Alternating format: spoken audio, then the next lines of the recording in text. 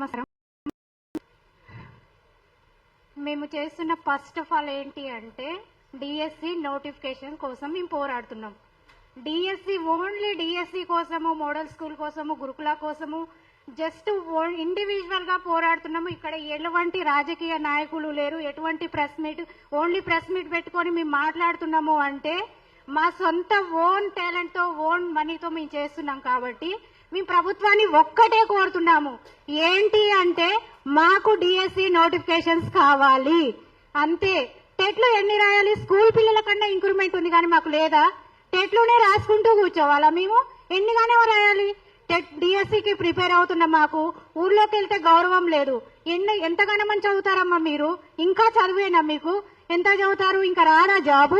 మా పిల్లలు పెద్దవాళ్ళు అయిపోతున్నారు, మీరు చదువు చదువు చదువు చదువు, ఏం చదువు చదువుతున్నారు మీరు అని అడుగుతున్నారు. కానీ వాళ్ళకు తెలియదు కదా మీరు నోటిఫికేషన్స్ ఇవ్వట్లేరని. మాకు మేము ఓన్లీ ఇక్కడ ఈ డిఎడ్ సర్టిఫికెట్ తీసుకెళ్లి వేరే దాంట్లో జాబ్ ఇవ్వమని అడిగితే డిఎడ్ దేనికి పనికి వస్తుందమ్మా అంటున్నారు.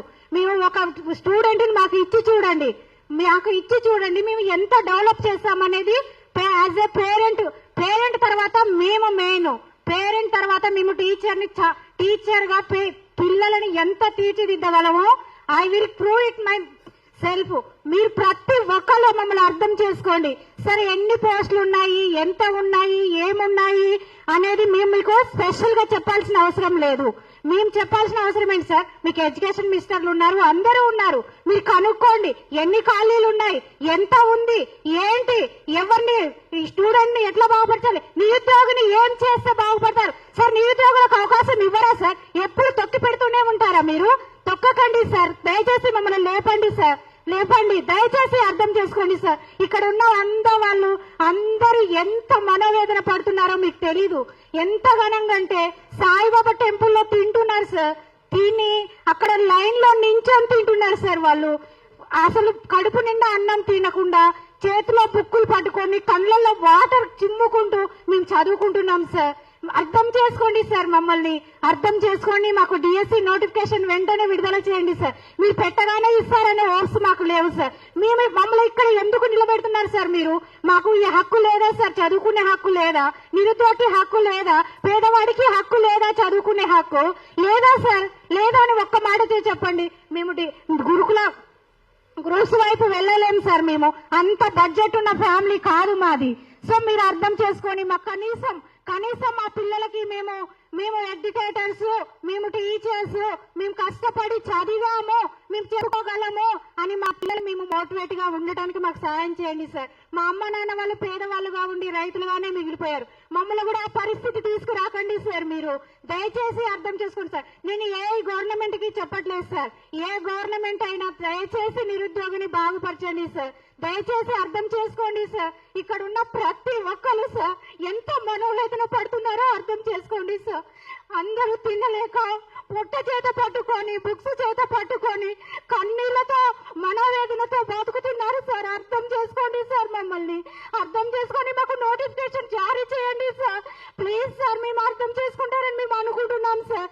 మేము ప్రతి రూపాయి వెచ్చించే ప్రతిదీ వడ్డీలకు తెచ్చుకొని బ్రతుకుతున్నాం సార్. మేము ప్రతిదీ అర్థం చేసుకోండి సార్. మమ్మల్ని టెట్టులు మానేయండి సార్. స్కూల్ పిల్లల్లాగా రాసుకుంటూ ఎంతగానమని రాసుకోవాలి సార్. మేము నేనే పెడుతున్నాను సార్ మా హస్బెండ్ ని, ఎంతగానమని చదువుతావు నువ్వు, ఇంట్లోకి ఏమి వద్దా. నేను చదువుకుని నేను చిన్న జాబ్ కోసం వెళ్తే 10,000, 9,000, 8,000 అంటున్నారు సార్. ఇయర్లీ 1 month కష్టపడ్డా ఏ మనీ రావట్లేదు సార్. దయచేసి మమ్మల్ని అర్థం చేసుకోండి సార్. మీరు మాకు నోటిఫికేషన్ జారీ చేయండి సార్. ఎందుకు సార్ మీరు ఖాళీలు పెట్టుకొని వేయలేకపోతున్నారు? వేయండి సార్, మా కోసం విడుదల చేయండి సార్. నోటిఫికేషన్లు విడుదల చేయండి. దయచేసి మాకు అర్థం చేసుకోండి సార్. ఇక్కడ ఉన్న ప్రతి ఒక్క ఆస్పిరెంట్ ని అర్థం చేసుకొని మాకు నోటిఫికేషన్ జారీ చేసి మమ్మల్ని దయచేసి ఎడ్యుకేటెడ్ గా, టీచర్స్ గా తీర్చిదిద్దామని మా చిన్న విన్నపామని మీ పాదాల దగ్గర పెడుతున్నాను సార్. నేనైతే మీరు దయచేసి మాకు అన్ని నోటిఫికేషన్స్ వేయండి సార్. ప్లీజ్ సార్, అర్థం చేసుకుంటారని ఆశిస్తూ ఈ చిన్న ఉపవాసాన్ని మీకు అందిస్తున్నాం సార్. ప్రతిదీ మీకే చేరాలి సార్. ఇది ఏ రాజకీయం ఏది కాకుండా మీ దగ్గరికే చేరి మీకే నోటిఫికేషన్ మాకు విడుదల చేసేలాగా మేము కోరుకుంటున్నాం సార్. ప్లీజ్ అర్థం చేసుకొని మా చిన్న ఉపన్యాసాన్ని దీవించండి, మమ్మల్ని మన్నించి మాకు ఏమన్నా సహాయం చేయండి సార్. మేము మీ ఆస్తులు అడగట్లేము, మీ అంతస్తులు అడగట్లేము సార్. మేము చదువుకున్న చదువుకి, మేము చదివిన చదువుకి మేము కష్టపడి పొందుకునే హక్కును మాకు కల్పించండి సార్. మమ్మల్ని ఇక్కడ పొందుకునే హక్కు కూడా లేదా సార్. మమ్మల్ని ఇంత దీనమైన పరిస్థితిలో ఎందుకు నించోబెడుతున్నారు సార్? ఈ ధర్నాలని ఇవి అని మమ్మల్ని ఎందుకు చుట్టూ తిప్పుతున్నారు సార్? మీరు మమ్మల్ని తిప్పకండి సార్. దయచేసి మాకు నోటిఫికేషన్ జారీ చేయమని మా చిన్న విన్నపాన్ని ఆజ్ఞాపిస్తున్నాం సార్. Thank you sir.